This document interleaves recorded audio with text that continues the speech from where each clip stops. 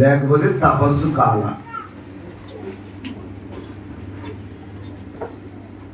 మొదటి ఆదివారంలో ప్రవేశించాం. తపస్కాల, పాస్కాయుక్త కాల, మొదటి ఆదివారం ప్రవేశించాం. అయిపోయి మొదలు పెడుతున్నాం. మనం దేవుని యొక్క జీవితాన్ని జీవించడానికి ఈ లోకంలో ఉన్న వయసే మనకు సహాయపడాలి. చచ్చిన తర్వాత ఎవడో ప్రార్థన చేయలేడు, ఎవడో పుణ్యం చేయలేడు. నువ్వు ఏదన్నా దేవుడి గురించి తెలుసుకోవాలి అని అంటే, దేవుడికి ప్రార్థన చెయ్యాలి అని అంటే, దేవుడితో ముడిపడి జీవించాలి అని అంటే ఈ భూలోకమే, ఇక వేరే లోకం లేదు. ఇక గుర్తుపెట్టుకోండి, ఈ లోకంలో నువ్వు ఎంత మెలకువగా చురుకుగా ఉంటావో, నాణ్యమైన జీవితాన్ని జీవిస్తావో, అది మన పరలోక రాజ్యానికి పునాది. పరలోక రాజ్యానికి ఇది క్రైస్తవులకు మాత్రమే కాదు, అన్ని మతాలకి. మారాల్సింది ఎవరు? మారు మనసు పొందాల్సింది ఎవరు? మనం అంటే అందరూ. వాడు ఏ మతంలో ఉన్నా, వాడు ఏ దేశంలో ఉన్నా సరే, ఏ కాలంలో ఉన్నా సరే,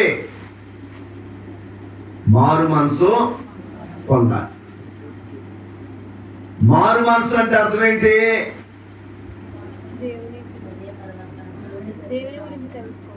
మారు మనసు అంటే అర్థం ఏంటి? నీ మనసు కాదు, దేవుడు మనసు. మారు మనసు అంటే నీ మనసు కాదు, దేవుడు మనసు కలిగి ఉండాలి. నీ మనసు అక్కడ పెట్టకూడదు. ఎవడు మనసు పెట్టాలి? దేవుడు మనసు పెట్టాలి. ఇప్పుడు దేవుడు అంటే అర్థం ఏంటి? దేవుడు అంటే అర్థం ఏంటి? చెప్పండి. దేవుడు అంటే అర్థం ఏంటి? అందరూ చెప్తారు, దేవా, నాయనా, అయ్యా, అయ్యి అంటాం కదా. అంటే అర్థం ఏంటి? దేవుడు అంటే పోలిక లేనంత మంచితనం, పోలిక లేనంత మంచితనం. మంచితనం అంటే ఆయనే. మానవులందరూ అదే కోరుకుంటారా, వేరే కోరుకుంటారా? అదే కోరుకోవాలి. ఆ మంచితనం నీ ఆరోగ్యంలో ఉండొచ్చు, నీ సంపదలో ఉండొచ్చు, నీ కోరికల్లో ఉండొచ్చు. అత్యున్నతమైన దేవుని యొక్క మంచితనాన్ని మనం కోరుకోవాలి. ఆ మంచితనంతో ఉండాలి. అది గుర్తుపెట్టుకోండి. అదంతా ఈ లోకంలోనే. నువ్వు చేసిన ఆ మంచితనాన్ని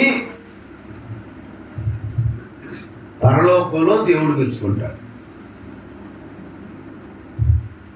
పరలోకంలో దేవుడు మెచ్చుకుంటాడు. ఇప్పుడు కానాపల్లి, అక్కడ అద్భుతం. విందు నడిపడి పెద్ద, బైబిల్ తీసే ముసే విందు నడిపడి పెద్ద ఏ ద్రాక్ష రసాన్ని రుచి చూచాడు? శ్రేష్టం. ఇది దాంతో ఇక దానంత మంచిది కోట్లేదు, దానంత మంచి ద్రాక్షారసం ఇంకొకటి లేదు. ఈ మంచి ద్రాక్షారసము దేవుడు మనకి లోకంలో ఇచ్చాడా లేదా? మంచి ద్రాక్షారసం అంటే అర్థం ఏంటి? ఏదేను తోట, ఏదేను తోట అంతా సృజించాడు, మంచిది అని తెలుసుకున్నాడు. మొదటి రోజు ఆయను, రెండవ రోజు ఆయను, మూడవ రోజు ఆయను, ఆ విధంగా 6 రోజులు అయినా లేవా? అంతా మంచి సృష్టించాడా, చెడ్డ సృష్టించాడా?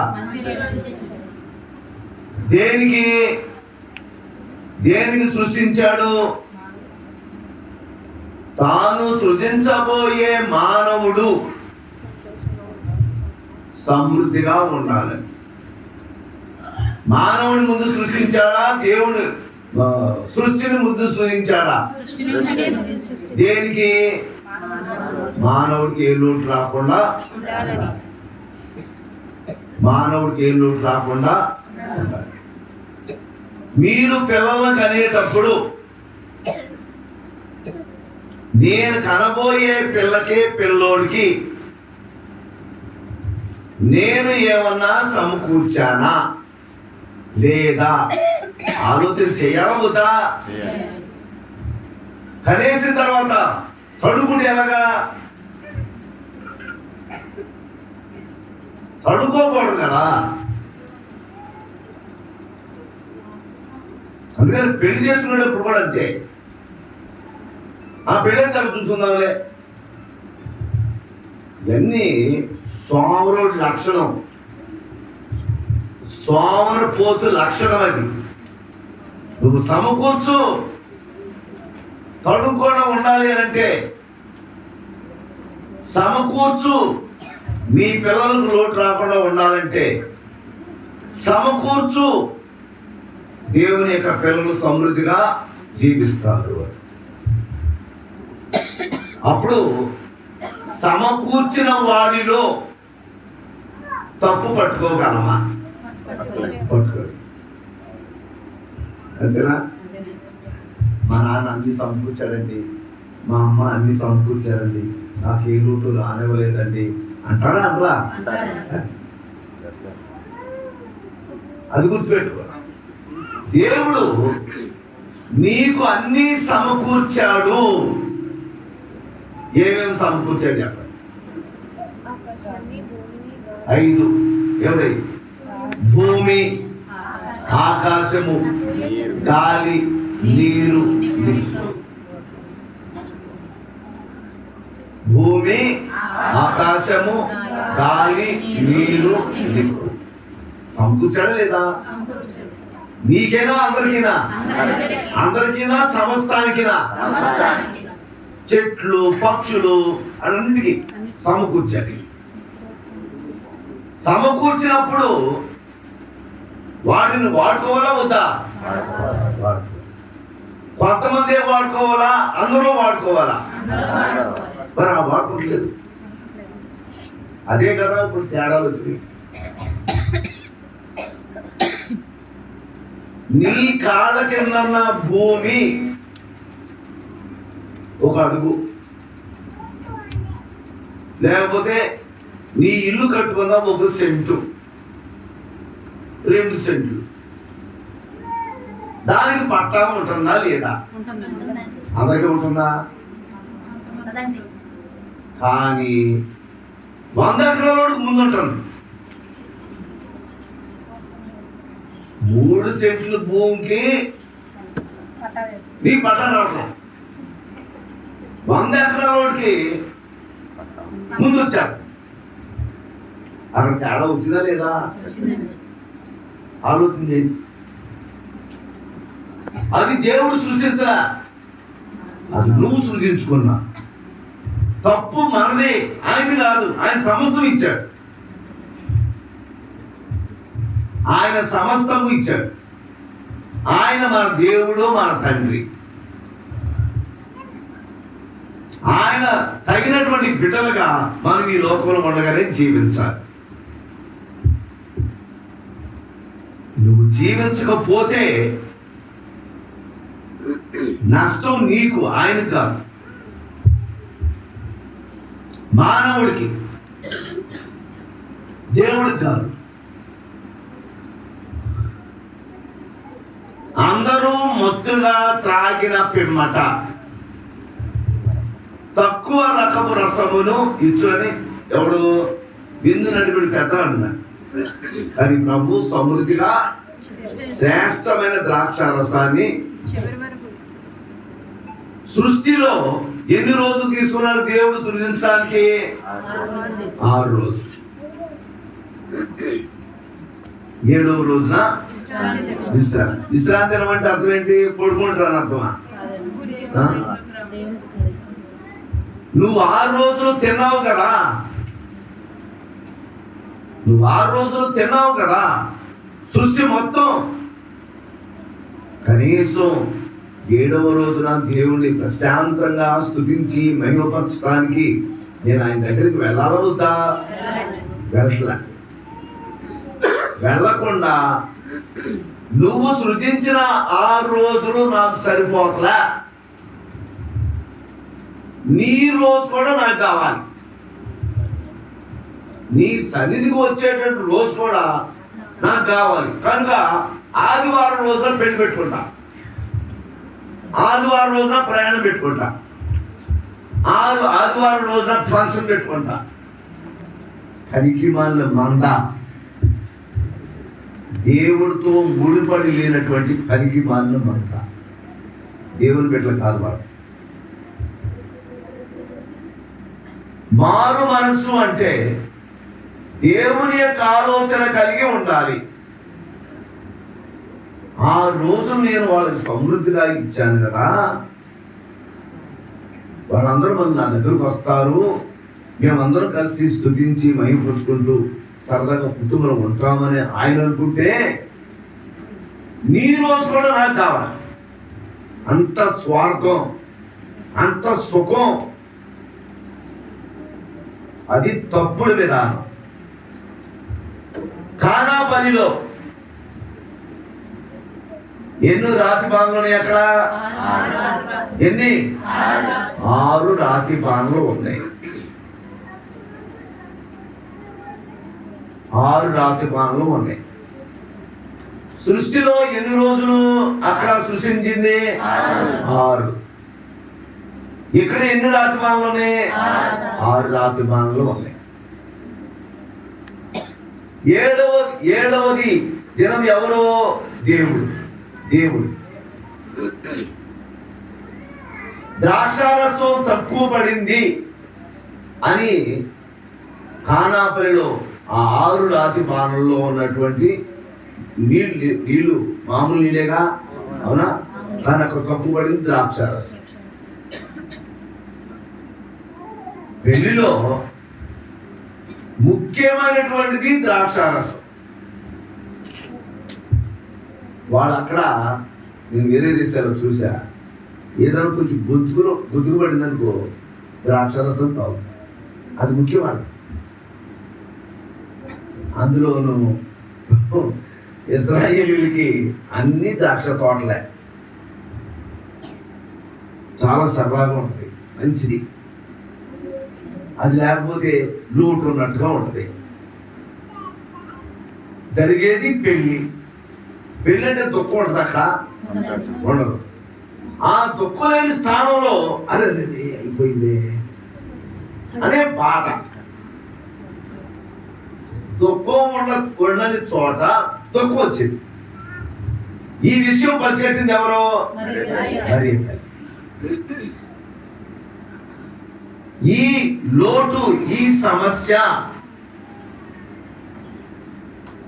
సమస్యను పసిగట్టి ఎవరి దగ్గరికి వెళ్ళింది? కానీ ఎవరి దగ్గరికి వెళ్ళాలామా? అంటే పెళ్లి కొడుకు, లేకపోతే పెళ్లి నడిపే. కానీ డైరెక్ట్ గా ఎవరి దగ్గరికి వెళ్ళింది? ఎందుకు వెళ్ళిందామా? ఆ సమస్యను పరిష్కరించేవాడు ఉన్నాడు. మనం అక్కడేమనుకున్నాం? సృష్టి గ్రంథంలో 6 రోజులు అయిపోయిన తర్వాత విశ్రాంతి దినం అనుకున్నాం కదా. విశ్రాంతి దినం అంటే అర్థం ఏంటి? సమృద్ధి. నా దేవుడి దగ్గర అన్నీ ఉంటాయి కదా, లోటు ఉండదుగా. కానీ మరీ తల్లి పసిగట్టింది ఎవరిని? లోటుని పసిగట్టింది. సమస్య పరిష్కరించడానికి ఎవరి దగ్గరికి వెళ్ళింది? సమృద్ధి ఉన్నవాడి దగ్గరికి వెళ్ళింది. సమస్తాన్ని ఇవ్వగలిగిన వాడి దగ్గరికి వెళ్ళింది. వీడు నా గర్భాన్ని పుట్టాడు అని వెళ్ళడం మానేసిందా? ఆయన తన గర్భాన పుట్టినా ఆయన దేవుడు. ఆయన దేవుడు కనుక విశ్రాంతి ఏది? ఎవరి దగ్గరికి వెళ్ళాలి? ఎవరి దగ్గర విశ్రాంతి తీసుకోవాలి? తన కుమారుడు దగ్గర ఉండాలి, దేవుడి దగ్గర ఉండాలి. ఆయన దగ్గరికి వెళ్తే ఎటువంటి రసం వచ్చింది? అది ఆ విశ్వాసాన్ని కోల్పోతున్నాం మనం. ఆదివారం అంటే లెక్కలేనితనం. ఆదివారం అంటే ఆదివారం అని కాదు, ఆదివారం రోజున జరిగేటటువంటి ఆ విందు లెక్కలేనితనం. మరి ఇళ్లలో పనికి మన రోగాలు రావాలంటే ఎందుకు రావు? పనికి మన సమస్యలు రావాలంటే ఎందుకు రావు? నువ్వా క్రమాన్ని అలవర్చుకోవట్లా. దేవుడు అవసరం వచ్చినప్పుడే దేవుడా? నువ్వు సంతోషంగా ఉన్నప్పుడు దేవుడు కాదా?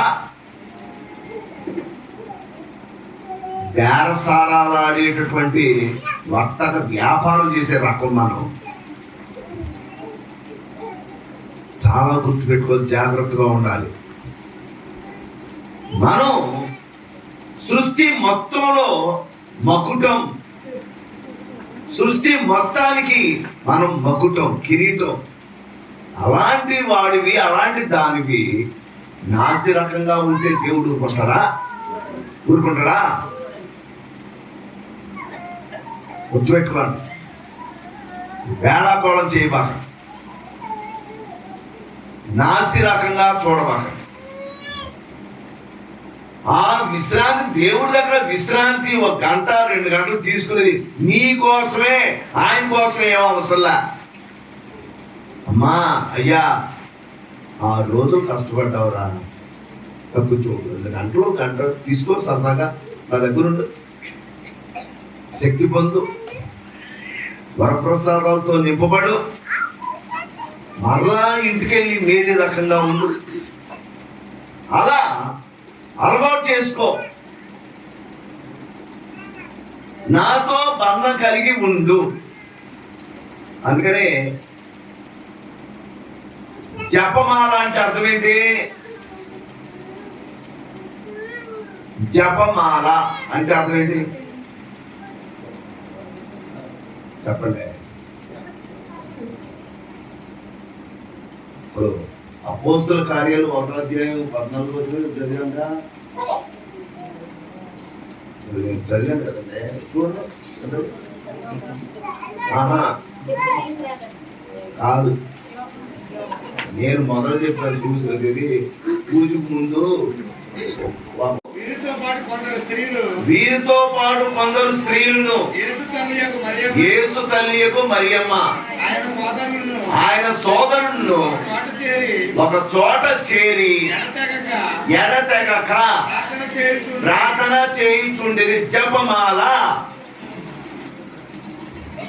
జపమాల అంటే ఎడతెగక, అడ్డంకులు లేని, నిరంతరము. చెప్పాలంటే అది దానికి తెగటం అంటూ ఉండదు. అది తెగటం అంటూ ఉండదు. నిరంతరం కూడా ఆ జపమాల. జపమాల మరియమ్మ గారు కాదు ఇక్కడ. ప్రార్థనా బంధం. ఎవరిది? ప్రార్థనా బంధం. నిరంతరము, ఎడతెగక. అది మీలోనే, మీ మతంలోనే ఉందా అంటే వేరే మతాల్లో లేదా? ఉందా లేదా? జపమాల వేరే మతాల్లో ఉందా లేదా? ఉంది. హిందువులు కొంతమంది, సాయిబులు కొంతమంది, సిక్కులు కొంతమంది. ముసలాళ్ళు ప్రయాణం చేసేటప్పుడు ఆ పూసలు దాన్ని తిప్పుతూ ఉంటారు. పూసలు దాన్ని చూసారా లేదో? చూసారా? పరలోక మందిరుడు మా యొక్క తండ్రి నా పూజ అని చెప్తావు. దేవర ప్రసాదం చేత మరి అమ్మ వందరమని చెప్తారు. మరి ఆడేం చెప్తారు అనుకుంటారు? నీ అమ్మ నీ అమ్మ అంటారా? వాళ్ళు కూడా తెలిసిన ప్రార్థన చెప్తున్నారు. వాళ్ళు కూడా వాళ్ళకు లెక్క ఉంటుంది అన్ని మాటలకి. అప్పుడు వీడు కూడా చెప్పాలి చెప్పాడంటే ఎక్కడ వద్దు. ఆడు కూడా తెలిసిన ప్రార్థన చెప్తున్నాడు. నీకు అర్థం కాకపోతే నోరు మూసుకో. కనుక జపమాలంటే అర్థం ఏంటి? ఎడతెగక దేవుడితో బంధం కలిగి ఉండటం. అలా అని గుళ్ళో కూర్చుందామా? గుళ్ళో కూర్చోవడమా? మరి ఎలా ఎడతెగక దేవుడితో ఎప్పుడు బంధం కలిగి ఉంటావు? ఎడతెగక అది నువ్వు వంటింట్లో పని చేస్తున్నావా? నువ్వు పొలంలో పని చేస్తున్నావా? నువ్వు స్కూల్లో పని చేస్తున్నావా? నువ్వు చదువుకుంటున్నావా? నువ్వు కూర్చున్నావా? దేవుడితో బంధం కలిగి ఉన్న వాళ్ళలాగా ఉండగలవా? అప్పుడు కూతురు వస్తాయా? దెబ్బలాటలు వస్తాయా? చూసావా? ఎడతెగ కంటే శ్రేష్టమైన ఇప్పుడు ఖానాపురంలో శ్రేష్టమైనది ఎవరు? ద్రాక్షారసమా ప్రభువా? అది 6 రాతి బాణం నిండా ద్రాక్షారసం దాంట్లోంచి తాగిందే శ్రేష్టమైతే మరి ప్రభువు తాగితే ఇంకా ఎక్కువ. ఆ 7వ రాతి బాణ ఎక్కడ? బలిపీఠం మీద. బలిపీఠం మీద ఆ బలిపీఠం మీద జరిగేటటువంటి ఆ విందు నిత్య జీవాన్ని ఇస్తున్నాడు, సంతోషాన్ని ఇస్తున్నాడు. ఎడతెగక శ్రేష్టమైన నాసి రకం కాదు. గుర్తుపెట్టుకోలే, గుర్తుపెట్టుకో. జపమాల నిరంతరం నా దేవుడితో బంధం కలిగి ఉంటా. నా పిల్లల్ని నేను సరి చేయాలనుకో, నేను సరి చేస్తా. నా పిల్లలకి మంచి వంట వండాలనుకో, వండుతా. నా పిల్లల్ని మంచి నడకతో నడిపించాలని నడిపిస్తా. నా భార్య భర్తల మధ్య మంచి బంధం ఉండాలి, ఉంటా. నా తోటి సహోదరులతో మంచి బంధం కలిగి ఉంటా. దెబ్బలాట్లో ఉంటావు. ఇప్పుడు మిమ్మల్ని ఏమంటారు? మాత. ఏది పెళ్ళమైనా సరే అన్నాన్ని పట్టుకొని మాత. ఇది మరి ఇది అయిపోయిన తర్వాత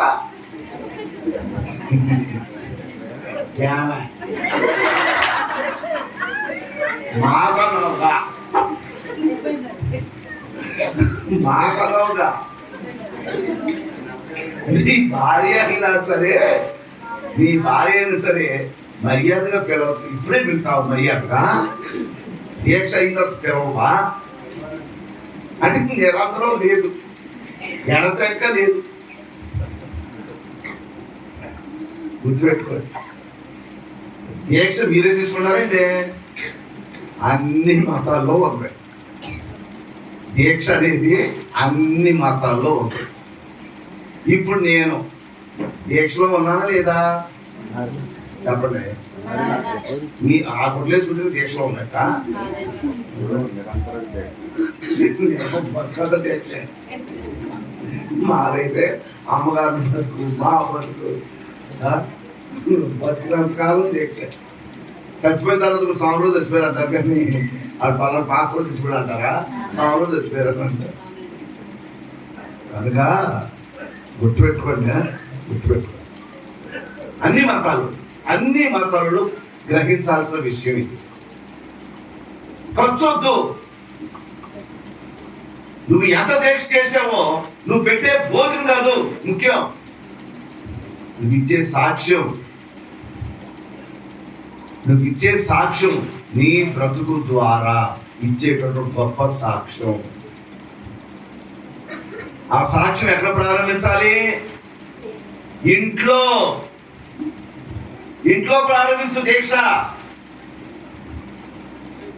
నీ పిల్లలకి తల్లి తండ్రిగా మాతృగా ఉండు. మనోడు ఏం చేస్తాం తెలుసా? ఓ ఎగబడి బూతులు అని దెబ్బలాడతారు ఇంట్లో. ఎవడు ఇంట్లేదని వీధులు దెబ్బలాడతారు. ఎవడు ఇంట్లో అయితే గుర్తుగా ఉంటున్నది వీధిలోకి వచ్చి దెబ్బలాడతారు.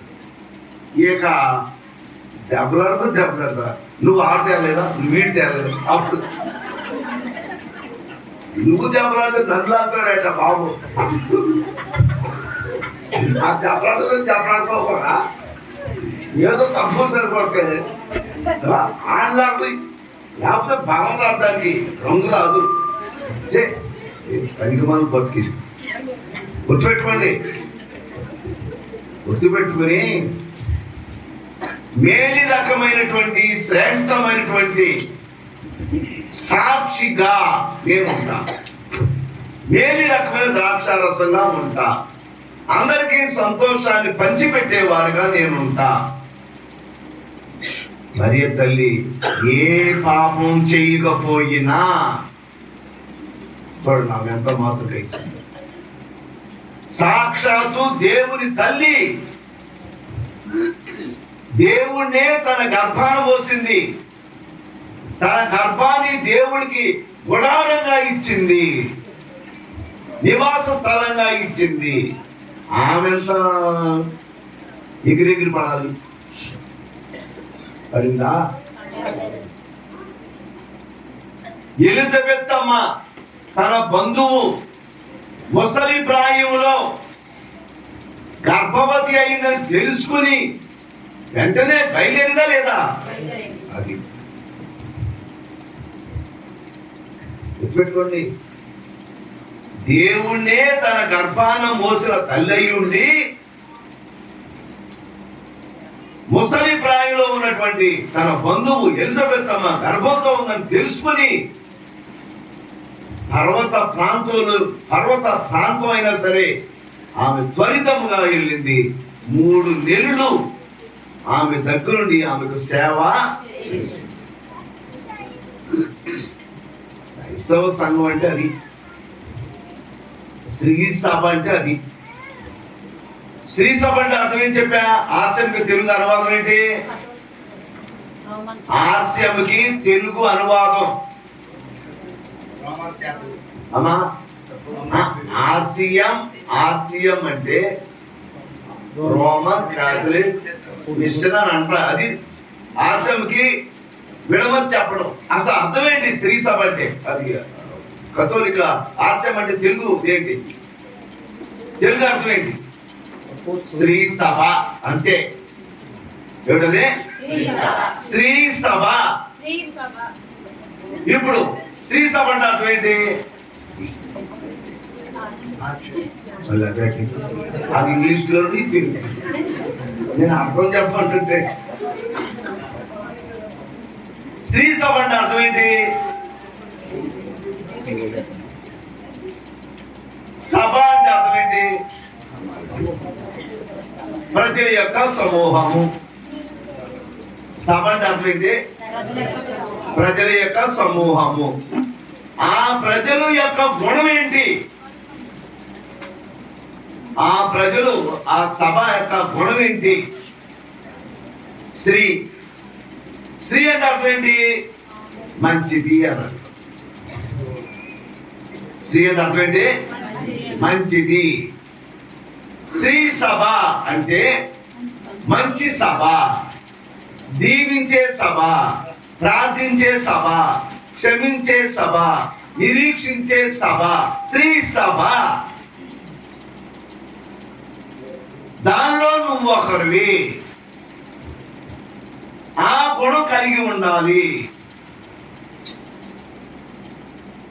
దీవించే సభ, ప్రార్థించే సభ. మేము ఈ సభలో ఉండి ఈ గుణాలని అలవర్చుకుంటాం. శ్రీ సభ. కనుక ఈ శ్రీ సభలో మొదటి వ్యక్తి ఎవరో? ఈ శ్రీ సభలో మొదటి వ్యక్తి ఎవరు? మరియ తల్లి. ఈ శ్రీ సభలో మొదటి వ్యక్తి ఎవరో? మనం నడిపించేది ఎవరు? మరియ తల్లి. ఎవరి దగ్గరికి? దేవుడి దగ్గరికి.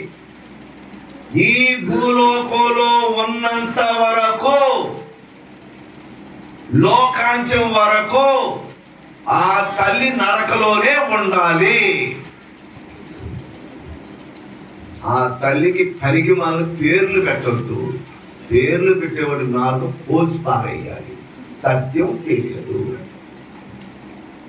మరియ తల్లి పరలోక సంబంధమైందా, భూలోక సంబంధమైందా? పరలోక సంబంధమైందా.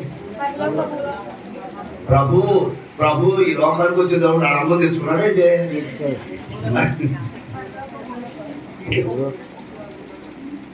ఇప్పుడున్న వాళ్ళని తన తల్లిగా చేసుకున్నాడు. అక్కడే తెచ్చుకోలే. కానీ ఈ భూలోకంలో ఎవరు గొప్ప? మరియ తల్లే. దేవుడు గొప్ప అయితే అయ్యాడు పరలోకంలో, ఎక్కడ కాదు. ఇక్కడ ఎప్పుడు? ఆయన ఆమె ద్వారా వచ్చినప్పుడు. క్రీస్తు ప్రభు ఎవరో నీకు తెలుసా? ఆయన ఆమె ద్వారా వస్తేనే తెలిసింది నాకు. లేకపోతే దేవుడు అనేవాడు అంతే. ఏమనేవాడు? వాళ్ళకు పేరు పెట్టేవాడు. 50 పేరు పెట్టారేమో. కానీ దేవుడు ఎవరి ద్వారా ఈ లోకంలో నాకు బహిరంగపరచబడ్డాడు? మరియ తల్లి ద్వారానే. ఆ మరియ తల్లికి ఆ వరము ఇచ్చింది దేవుడే. నువ్వు ఒప్పుకో. ఆమెను తోలనాడటానికి, తక్కువ చేసి మాట్లాడటానికి నీ శక్తి చాలదు. అది దేవుని యొక్క ప్రణాళిక. అర్థమవుతుంది నీకు? మా గుర్తుపెట్టుకోలే. ఎవడన్నా మాట్లాడాడు అనుకో, అది అజ్ఞాని. అది తెలవక మాట్లాడు. మీకు తెలుసుగా, జ్ఞానస్నానం పొందారు కదా, పాప సంకీర్తనాలు చేస్తున్నారు కదా, శివ మార్గాలు చేస్తున్నారు కదా, జపమాలు చెప్తున్నారు కదా, దివ్య సంస్కారాలు మీరు పొందుతూ ఉన్నారు కదా. కనుక దయచేసి గుర్తుపెట్టుకోండి, ఈ భూలోకంలో నాకు వరప్రసాదాలు రావాలని, మేలు రకమైన వరప్రసాదాలు రావాలని ప్రార్థన చేసేటటువంటి నా మేలు కోరే తల్లి. ఇప్పుడు నేను మీకు ఇచ్చాను స్వామిని. నా పరిమాణ పనులన్నీ మీకు తెలుసు. అయినా సరే స్వామి మా అబ్బాయికి జ్వరం వచ్చింది, ప్రార్థన చేయమని అడుగుతారా లేదా? ఆడదంటే అడంటారా? నేను ఎంత పనికి పనులు ఉన్నాయినా ప్రార్థన చేయమని అంటారా? అంటారా? మరి నా దగ్గరికే వస్తే మరి ఆమె దగ్గరికి ఇంకెళ్తారు. ఆమె ఎవరో అనుగ్రహ పరిపూర్ణురాలా, ఏ లోటు లేని తల్లి. నడినెత్తి నుంచి బొటన వేలు వరకు దేవుని వరప్రసాదాలతో నింపబడిన అనుగ్రహ పరిపూర్ణురాలా.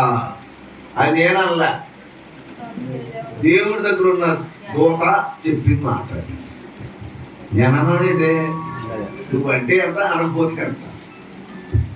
ఆ దేవుడే అన్నాడు, తన దూతే అన్నాడు. అక్కడ గొప్పడు నువ్వు, నేను గొప్పడు కాదు. 12 సంవత్సరాలు ట్రైనింగ్, 34 సంవత్సరాలు స్వాములు. అయినా సరే నా అరుగులు, నేను అరుగులు కాదు. మరి మీరు అరుగులేమో ముదురులేమో మీరు.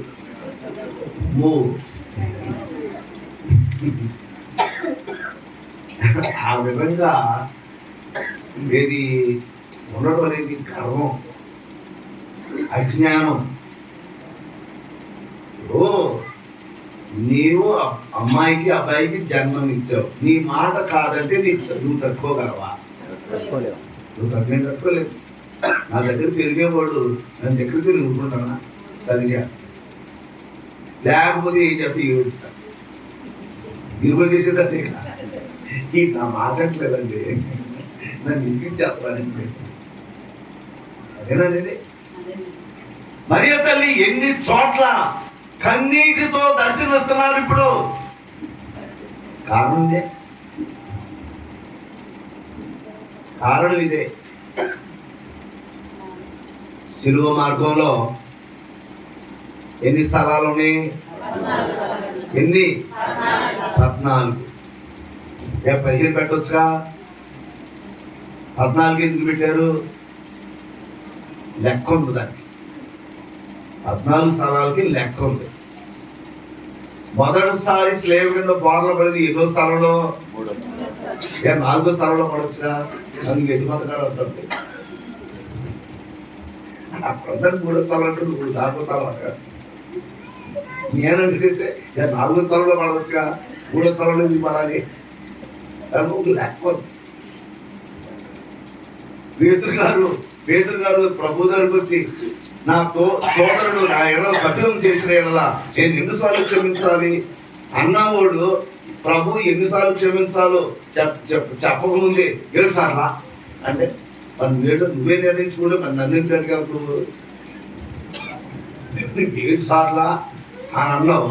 మరి 7 సార్లు తెలిసిన తర్వాత ఎట్కారా మరి నన్ను ఎందుకంటే? అప్పుడు ప్రభు ఏమన్నారు? 7 సార్లు కాదు, 70 సార్లు. 70 సార్లు అంటే ఎక్స్పెక్టమా? మరేంటి? గుర్తుపెట్టుకోండి. నేను హంతకుని, నేను వ్యభిచారిని, నేను పచ్చి దొంగనే. దేవుడు దేవాలయంలోకి వెళ్ళి మాకు అడుగుతుంది, నేను వ్యభిచారిని, నేను హంతకుని, నేను పచ్చి అబద్ధకుడు కోరిని, నన్ను చంపేయి అంటావా? నన్ను క్షమించు అన్నావు. అవునా? నువ్వు ఎంత ఘోర పాపైనా నన్ను క్షమించు. మరి నువ్వే అంత ఘోరాది పాపేని క్షమించమన్నప్పుడు మరి నువ్వు పాపం చేస్తే అరే దేవుడు ఎందుకు క్షమించాలి? ఆయన ఎప్పుడు కూడా క్షమించేవాడే, క్షమించడానికి హద్దులు లేవు. దాని అర్థం అది. 14 స్థలాలు పెట్టడానికి కారణం ఏంటంటే 3 బైబిల్లో క్షమించడం ఎక్కువ. దాని ఒకటి కలుపు 4 అయింది. అవునా? 4 మరలా 3 కలుపు 7కి మరలా 7 కలుపు. అర్థం అది. అంటే అర్థం ఏంటి? నా బాధ, నా దుఃఖం, నా బలహీనత అనంతం నీ కోసం నేను మిమ్మల్ని రక్షించుకోవడానికి నేను పడిన బాధ లెక్కలేదు, అనంతం. అందుకే నువ్వు ఎందుకు దుఃఖపడాలి? నేను అంత ప్రేమ చూపిస్తున్నా, నువ్వు మాట్లాడలే, అందుకు దుఃఖపడు. అని అర్థం అది. కనుక మనం చేసిన ప్రతి పాపానికి పశ్చాత్తాపడాలి. స్త్రీ సభ యొక్క గుణం అది. క్షమించే గుణము, దుఃఖపడే గుణము, పశ్చాత్తాపడే గుణము స్త్రీ సభ. ఆ సభకి ఈమె తల్లి, స్త్రీ సభ తల్లి, మరియ తల్లి. అది చేసింది ఎవరు? అది ఏర్పాటు చేసింది ఎవరు? దేవుడే. కనుక దయచేసి ప్రేమైనటువంటి సహోదరి సహోదరులారా, తక్కువ నాసిరకంగా మాట్లాడబారు. ఆ తల్లే ఆ శిలువ చెంత ఉండి తన గర్భఫలమైనటువంటి క్రీస్తు ప్రభు యొక్క శరీరాన్ని, రక్తాన్ని మనకు భోజనంగా ఇస్తుంది. మనకు భోజనంగా ఆ విందుకు మించిన విందు ఇంకొకటి లేదు, ఉండదు, ఉండకూడదు. అందుకనే దాన్ని ఏమన్నారు చెప్పాను మీకు చాలాసార్లు, ప్రసాదము అన్నారు. ఏమన్నారు? ప్రసాదము. ప్రసాదం అంటే ఏం చెప్పాను మీకు? ప్రసాదము అంటే చెప్పండి, ఆ పేరు వినలేదా? ఎప్పుడు వినలేదా? ఆరోగ్యం ప్రసాదమా కాదా? ఆరోగ్యం ప్రసాదమా కాదా? నాకు దేవుడు ఆరోగ్యం ప్రసాదించాడండి అంటారా మీరు? ఆరోగ్యము ప్రసాదమే. ఇల్లు ప్రసాదమా కాదా అంటారుగా? నాకు దేవుడు ఇల్లు ప్రసాదించాడండి. ఉద్యోగం ప్రసాదమా కాదా? భోజనం ప్రసాదమా కాదా? మంచి భోజనం ప్రసాదించాడండి అంటారా? సంతానము ప్రసాదమే. నాకు ప్రాణం ఇచ్చాడండి, ప్రాణ ప్రసాదం చేశాడండి, నాకు ప్రాణ ప్రసాదమే. అయితే ఈ ప్రసాదాలన్నీ ఈ భూలోక సంబంధమైనవి. నీ పిల్లలు, నీ ఇల్లు, నీ కారు, నీ సమస్తము ఈ లోకానికి సంబంధించిన ప్రసాదాలు. దానికోసం నువ్వు దెబ్బలాడుతున్నావు. అసలైన ప్రసాదం ఏది? అసలైన ప్రసాదం ఏది? దేవుడు తనను తాను ఇచ్చుకున్నాడు ప్రసాదము. ఆయన వదిలిపెట్టేశాం, ఆ ప్రసాదాన్ని వదిలిపెట్టేశాం. మనం గుళ్ళోకి వచ్చి ఎక్కడికైనా వెళ్ళు, జరబలిగిరి వెళ్ళు, కొడదల మాత దగ్గరికి వెళ్ళు, ఎక్కడికైనా వేలంగిని వెళ్ళు, ఎక్కడికైనా వెళ్ళు, దేవాలయంలోకి వెళ్ళి నేను ఎప్పుడు వచ్చింది నా వెన్నుపోటు నొప్పి వచ్చేస్తున్నాయి, నాకు దుఃఖం బాగా ఉందయ్యా. వెన్నుపోట ఎందుకు రాదు? నీ వయసు ఏంటి? నీ వయసు ఏంటి? 85 సంవత్సరాలు. నడుము అన్నది నిటారుగా ఉంటాయి. 80 సంవత్సరాలు నిటారుగా ఉండాలి. నిటారుగా ఉండి ఏం చేద్దామని ఊరిని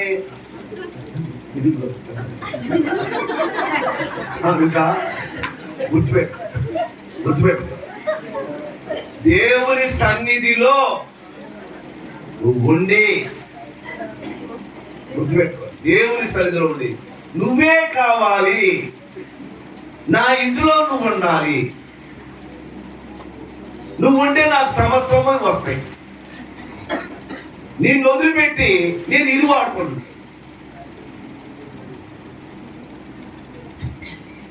దివ్య బలి పూజ, మరియ తల్లి, ప్రసాదము, జపమాల, శ్రీ సభ, దానికి సంబంధించిన మనం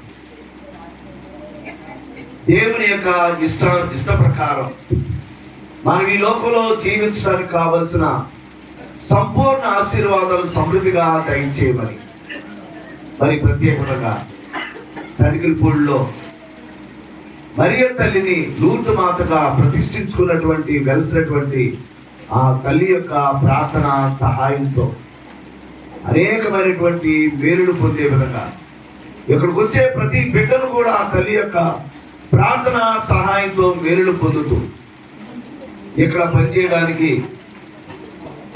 100% పట్టుదల కలిగి జీవించడానికి ఉన్నటువంటి మన విచారణ స్వామి ఎలియాస్ ఫాదర్ గారిని, ఆయన యొక్క బృందాన్ని, సిబ్బందిని ఈ లూర్దు మాత మహోత్సవ దినాలకు, పండుగకు సిద్ధపడుతున్న ప్రతిరోజు కూడా వచ్చే జనాభాని, భక్తుల్ని దీవించి కాచి కాపాడమని ఆ తల్లి యొక్క ప్రార్థనా బలంతో నిరంతరం కూడా మేలు పొందే విధంగా చేయమని ప్రార్థన చేసుకుందాం.